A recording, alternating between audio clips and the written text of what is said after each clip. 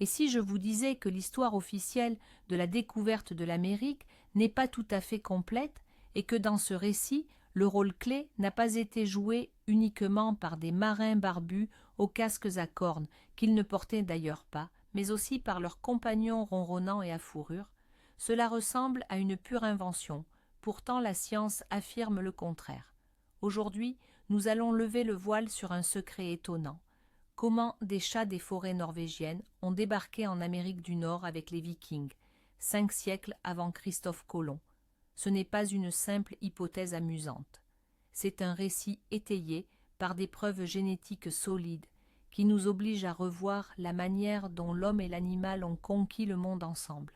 Préparez-vous à un voyage dans le temps, rempli d'énigmes génétiques, d'aventures maritimes et bien sûr de chats. Vous découvrirez pourquoi ces félins spécifiques sont devenus des marins idéaux et quelle empreinte génétique ils ont laissée sur tout un continent. Avant de prendre le large, faisons le point. L'ère viking s'étend environ du 8e au 11e siècle. Et contrairement aux stéréotypes tenaces, les Scandinaves n'étaient pas que des pillards impitoyables.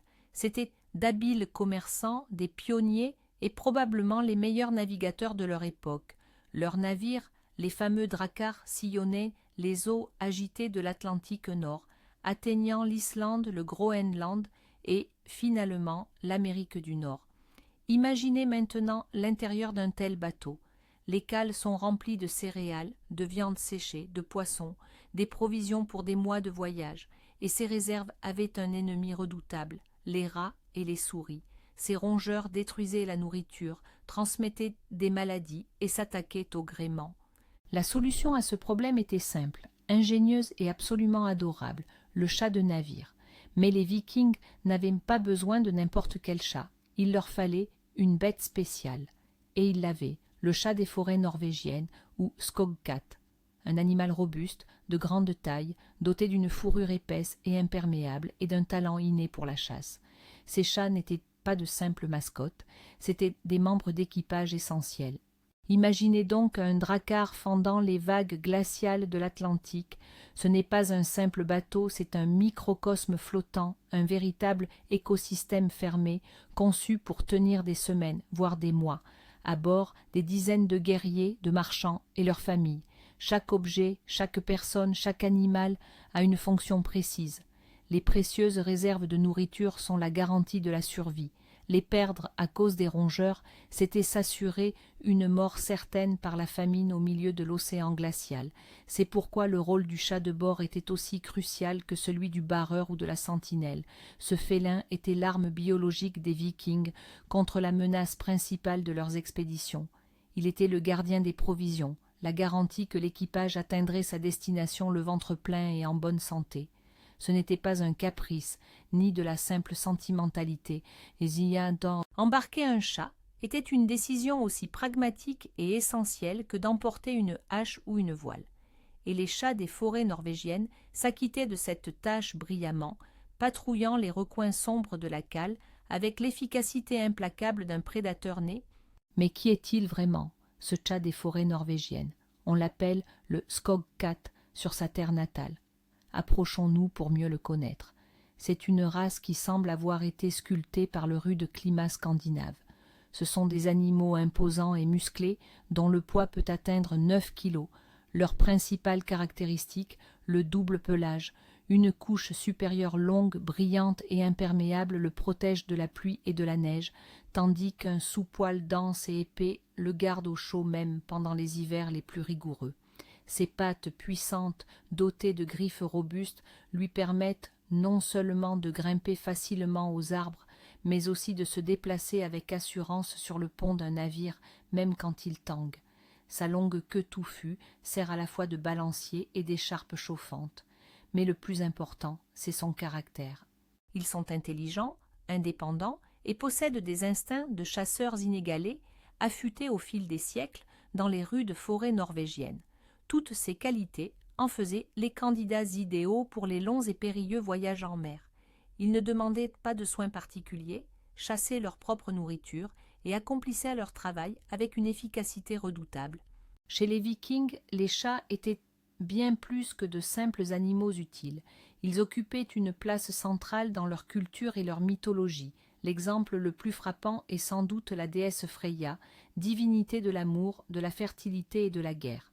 Selon les mythes, son char était tiré à travers le ciel par deux immenses félins. Il ne s'agissait pas de simples animaux domestiques, mais de créatures puissantes, dignes de servir l'une des principales déesses du panthéon nordique. Cette position élevée dans la mythologie se répercutait naturellement sur la perception des chats dans la vie quotidienne. On croyait qu'ils portaient chance, en particulier lors des voyages maritimes. Les marins croyaient fermement que la présence d'un chat à bord apaiserait les dieux et garantirait une navigation sûre. Tuer un chat était considéré comme un péché capital, susceptible d'attirer une terrible tempête ou d'autres malheurs sur tout l'équipage. Ainsi, sur un drakkar, le chat était plus qu'un simple chasseur. C'était un véritable talisman vivant, un protecteur qui reliait ces rudes guerriers au monde divin. Ce respect culturel, mêlé à une utilité très concrète, tissait un lien indéfectible entre les Vikings et leurs compagnons à fourrure. Concentrons-nous maintenant sur l'itinéraire des Vikings vers l'ouest. Leur expansion n'a pas été un bond unique à travers l'océan, mais plutôt un processus graduel et méthodique. Après avoir débuté par des raids sur les côtes européennes, ils sont rapidement passés à la colonisation pure et simple. Au IXe siècle, ils se sont installés aux îles Féroé et en Islande, transformant cette dernière en une colonie florissante.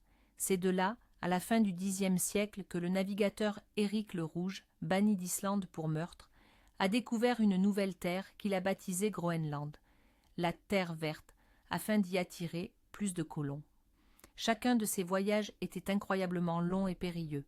Les drakkars transportaient non seulement des guerriers, mais aussi leurs familles, du bétail, des semences et bien sûr des chats pour protéger les provisions, que ce soit en mer ou dans les nouveaux établissements. C'est ainsi que la population de chats des forêts norvégiennes s'est propagée avec les humains, établissant des bastions génétiques sur chaque nouvelle île. Le Groenland a servi de dernier tremplin avant le saut final vers l'inconnu. Les deux principales sources d'informations concernant les voyages des Vikings en Amérique nous viennent des sagas islandaises, la saga des Groenlandais et la saga d'Éric le Rouge. Rédigés quelques siècles après les faits, ces récits épiques décrivent en détail les expéditions de Leif Erikson et d'autres navigateurs scandinaves. Ils narrent la découverte de régions que les Vikings baptisèrent Helluland, probablement la terre de Baffin, Markland, vraisemblablement le Labrador, et Vinland, très certainement Terre-Neuve. Évidemment, les sagas ne contiennent pas de lignes explicites du style « Eleif a embarqué son chat Mursik à bord ». Ces textes étaient focalisés sur les exploits humains, leurs hauts faits et les épreuves qu'ils traversaient. Cependant, les historiens, analysant la vie et les nécessités de cette époque, parviennent à une conclusion sans appel. La présence de félins à bord était une évidence, allant de soi. C'était une composante tellement ordinaire et vitale de la vie maritime qu'elle ne méritait pas une mention particulière, tout comme la présence de rames ou de la voile. Leur présence était tout simplement sous-entendue. Le Groenland a joué un rôle essentiel dans cette histoire. Ce n'était pas un campement temporaire ni un simple poste de transit. C'était une véritable colonie scandinave qui a perduré pendant près de 5 siècles. Les Vikings y ont établi des fermes, élevé du bétail, chassé et fait du commerce. La vie était rude et chaque ressource valait son pesant d'or. Dans de telles conditions, protéger les réserves de céréales et de nourriture contre les rongeurs était une question de survie, surtout durant les longs et sombres hivers polaires. Les fouilles archéologiques menées au Groenland confirment l'existence d'une agriculture et d'une vie quotidienne bien établies. Et si l'on trouve peu d'ossements de chats, leur présence ne fait aucun doute. C'est précisément là, dans ces colonies groenlandaises, que s'est formée une population de chats norvégiens isolés, mais parfaitement viables. Ils étaient entièrement adaptés aux rudes conditions du Nord et étaient prêts à entreprendre leur prochain et ultime voyage vers l'Ouest. Le Groenland est ainsi devenu le point de départ de l'expédition féline vers le Nouveau Monde. D'après les sagas, la découverte de l'Amérique fut en partie le fruit du hasard. Aux alentours de l'an 1000, Leif Erikson, le fils d'Éric le Rouge, fit voile du Groenland vers la Norvège. Mais sur le chemin du retour, une tempête dévia son navire et le poussa vers les côtes d'une terre encore inconnue. Cette terre abondait en forêts, en gibier et en vignes sauvages, ce qui lui valut le nom de Vinland, la terre du vin. C'était une découverte qui précédait celle de Colomb de près de 5 siècles. Leif et son équipage y passèrent l'hiver après avoir construit une installation temporaire. D'autres expéditions suivirent, avec notamment des tentatives d'établir une colonie permanente. Or, à bord de chacun de ces navires reliant le Groenland au Vinland, il y avait, avec une probabilité frôlant les 100%, des chats. Ils continuaient d'accomplir leur travail indispensable, sans se douter qu'ils étaient les premiers de leur espèce à poser la patte sur un continent nouveau et immense. Leur voyage était indissociable de celui de leur maître. Imaginez un instant la scène. Après une longue et éreintante traversée de l'océan, un drakkar viking accoste un rivage inconnu. Les hommes descendent à terre, observant les alentours avec méfiance et curiosité. Et juste après eux, foulant prudemment la passerelle ou sautant simplement sur le sable, un chat descend à son tour sur la rive. Il s'étire peut-être, se secoue et commence à flairer avec curiosité ces odeurs nouvelles et inconnues. C'était un moment historique, bien que n'étant consigné dans aucune chronique. Le premier chat domestique européen venait de poser la patte sur le sol de l'Amérique du Nord. Ce n'était ni un conquérant, ni un explorateur, mais un simple chasseur de navires qui faisait son travail. Pourtant, ce sont ces pattes qui ont laissé la première empreinte, celle que, 1000 ans plus tard, les scientifiques pourront retracer grâce à la génétique. Ce chat ou cette chatte anonyme devint un pionnier, un colon involontaire, ouvrant un nouveau chapitre dans l'histoire de la propagation de son espèce à travers le monde. Leur arrivée fut silencieuse et discrète, mais ses conséquences se révélèrent durables. Pendant très longtemps, les récits des sagas n'étaient considérés que comme de simples légendes, mais tout a basculé dans les années 60 du XXe siècle. Ce sont les archéologues norvégiens Hans Steen et Helge Ingstad qui ont fait une découverte sensationnelle à l'extrême nord de l'île de Terre-Neuve, dans le lieu dit de Lance aux Meadows. Ils y ont mis au jour les vestiges d'un petit établissement, plusieurs maisons semi-enterrées, une forge et des ateliers.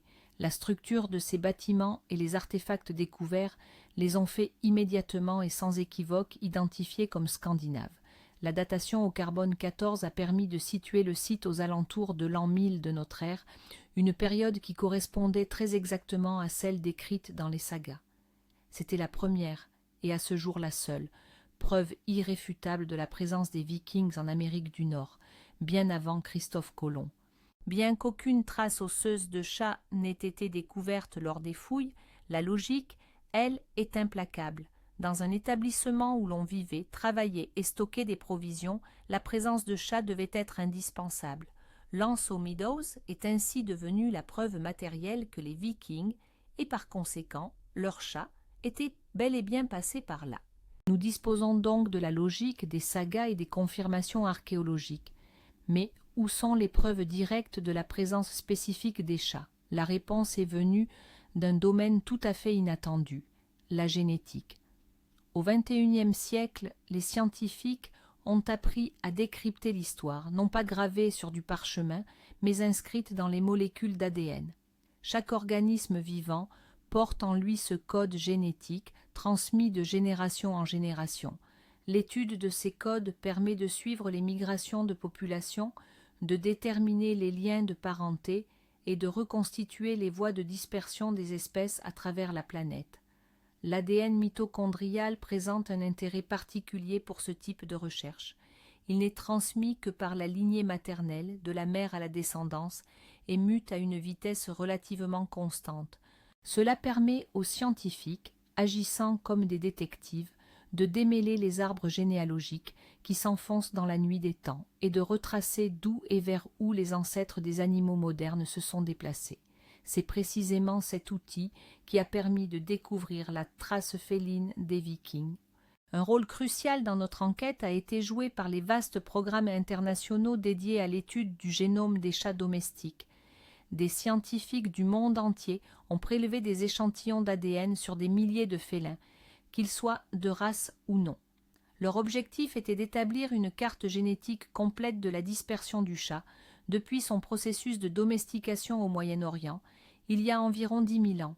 Ce travail titanesque a permis de retracer comment les chats ont voyagé aux côtés des humains, avec les légionnaires romains, les marchands arabes, les pèlerins médiévaux et, bien entendu, les marins. Les résultats de ces recherches, publiés dans des revues scientifiques de premier plan, telles que Nature, ont fait sensation. Ils ont démontré que les chats issus de régions spécifiques possédaient des marqueurs génétiques uniques, de véritables passeports génétiques, indiquant leur provenance. Et l'un de ces marqueurs a mené les chercheurs directement au Drakkar des Vikings. Au cours de leurs recherches, des scientifiques ont identifié un haplogroupe spécifique d'ADN mitochondrial, très répandu chez les chats en Scandinavie et particulièrement en Norvège. Ce marqueur génétique était si caractéristique de cette région qu'il a été surnommé la lignée viking. Il a été retrouvé dans les restes de chats découverts lors de fouilles archéologiques datant de l'ère viking en Europe du Nord. Cela est devenu la preuve irréfutable que ces chats, ancêtres des chats des forêts norvégiennes actuelles, voyageaient bel et bien à bord des Drakkar. Ce marqueur est devenu une sorte de balise génétique, une signature que ces chats vikings laissaient derrière eux partout où ils passaient. Les scientifiques ont alors cherché cette signature dans d'autres régions du monde, retraçant ainsi les routes des navigateurs scandinaves, et les résultats se sont avérés stupéfiants. Ce même marqueur a été identifié en Islande, aux îles Féroé, aux îles Shetland et en Grande-Bretagne. Bref, partout où les Vikings avaient établi des colonies. La génétique a ainsi reproduit très exactement la carte de leur expansion, et nous voici au point crucial. Si les chats vikings ont bien atteint l'Amérique du Nord, leur marqueur génétique unique aurait dû subsister dans les populations locales. Et les scientifiques l'ont trouvé. Cette fameuse lignée viking, typique des chats norvégiens, a été identifiée chez certains chats domestiques contemporains en Amérique du Nord. Le plus intéressant, c'est que la plus forte concentration de ce gène se trouve dans les populations du nord-est du continent, notamment dans la province canadienne de Terre-Neuve et dans l'État américain du Maine. Autrement dit, précisément là où les Vikings auraient accosté, selon toutes les preuves historiques. C'était comme un écho génétique parvenu jusqu'à nous après un millénaire. Ce n'est plus une simple hypothèse logique, mais une preuve scientifique tangible et solide. Les gènes ne mentent pas. Ils racontent comment les descendants des chats scandinaves ont survécu, se sont adaptés et ont transmis leur ADN aux générations suivantes sur le nouveau continent. Mais ces chats ont-ils été introduits plus tard ? Par Christophe Colomb, par exemple, ou par les autres vagues de colons européens? La génétique apporte une réponse claire à cette question. Les scientifiques ont analysé l'ADN des chats arrivés en Amérique lors des vagues de colonisation ultérieures.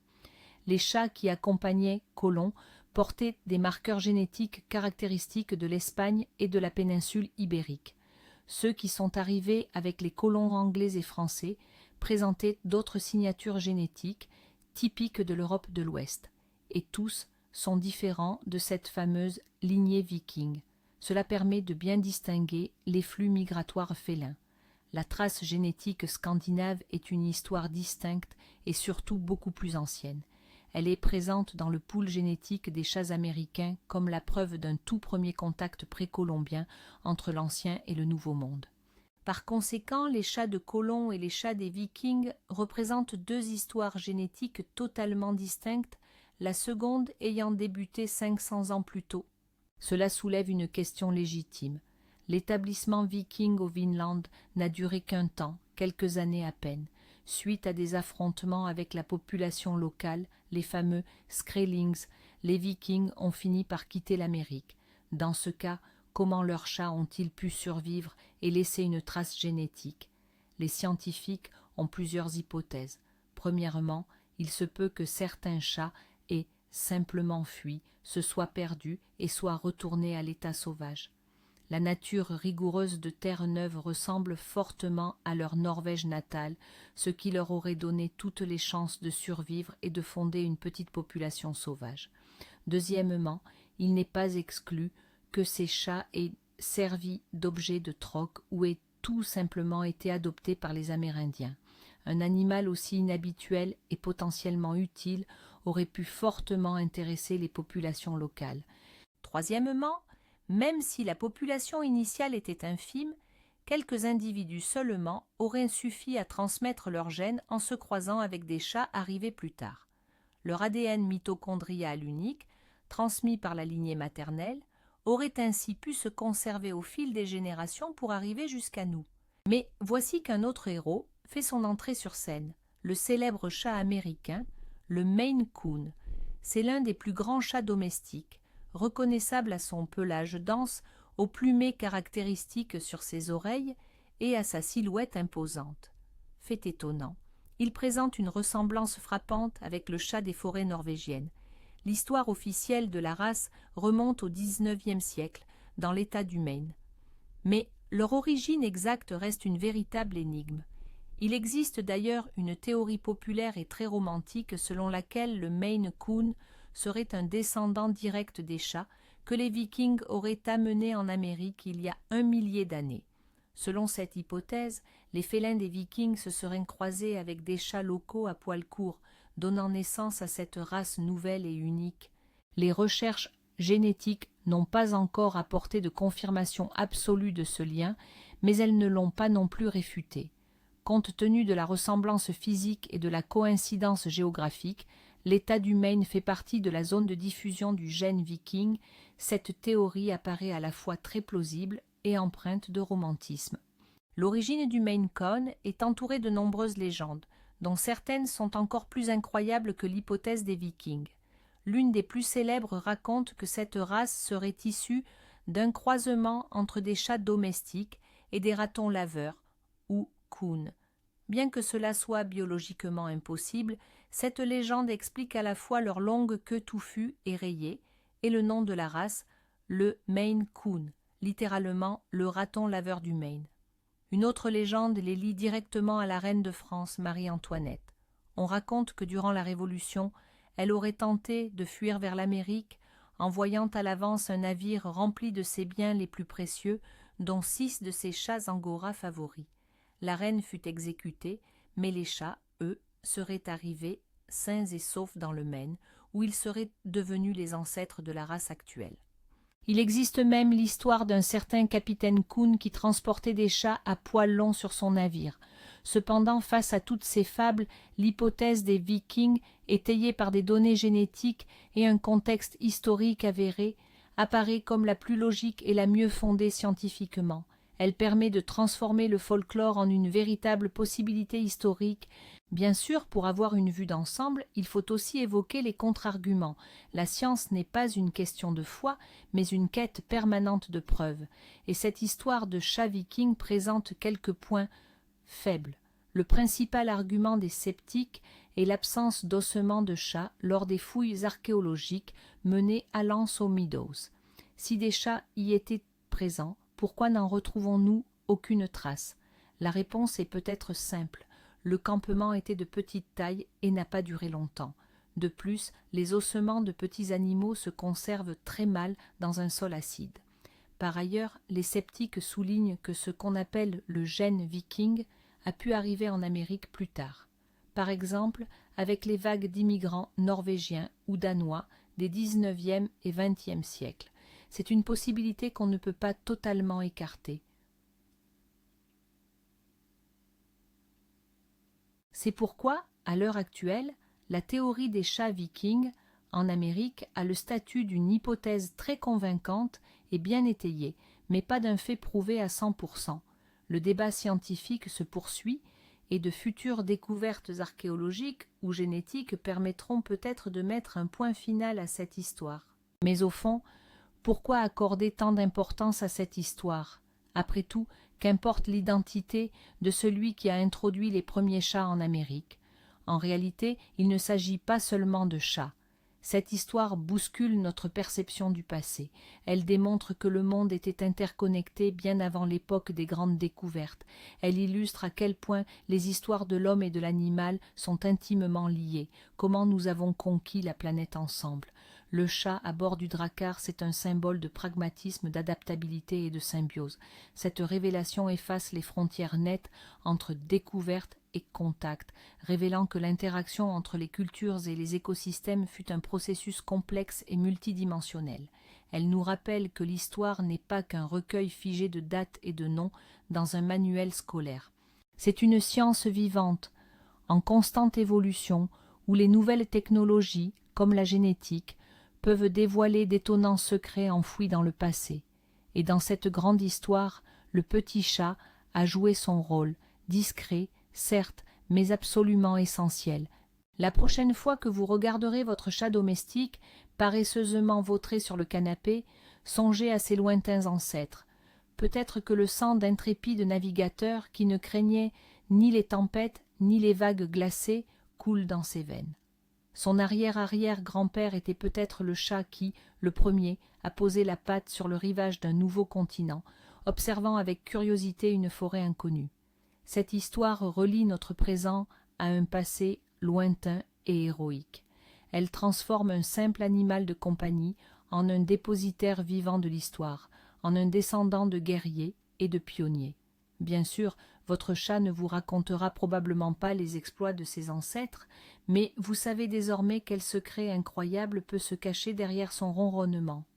Chaque chat est une petite énigme, et l'histoire des Vikings et de leurs navigateurs à fourrure ajoute un chapitre passionnant à ce mystère, rendant notre lien avec ces créatures étonnantes encore plus profond et fascinant. Alors, que faut-il en conclure ? Pendant que les livres d'histoire nous parlaient des 3 caravelles de Christophe Colomb, les vrais pionniers à avoir posé la patte sur le sol américain étaient peut-être les descendants ronronnants des chats de la déesse Freya. Les traces génétiques qu'ils ont laissées dans les populations de chats du nord-est de l'Amérique sont la preuve vivante que l'histoire est bien plus complexe et fascinante qu'on ne l'imaginait. Nous avons découvert comment les Vikings, ces grands navigateurs, embarquaient avec eux des membres d'équipage irremplaçables, les chats des forêts norvégiennes, et comment ces félins ont, très probablement, laissé leur empreinte génétique sur tout un continent bien avant la découverte officielle de l'Amérique. C'est un exemple fascinant de la manière dont la science nous aide à réécrire le passé et à trouver des traces de grands événements dans les endroits les plus inattendus, même dans l'ADN d'un chat domestique. Merci d'avoir regardé cette vidéo jusqu'au bout. Si cette incroyable histoire vous a plu, n'hésitez pas à laisser un j'aime et à vous abonner à la chaîne pour ne manquer aucune de nos prochaines enquêtes historiques. Et vous, que pensez-vous de la crédibilité de cette théorie ? Votre chat a-t-il quelque chose d'un viking ? Dites-le nous dans les commentaires.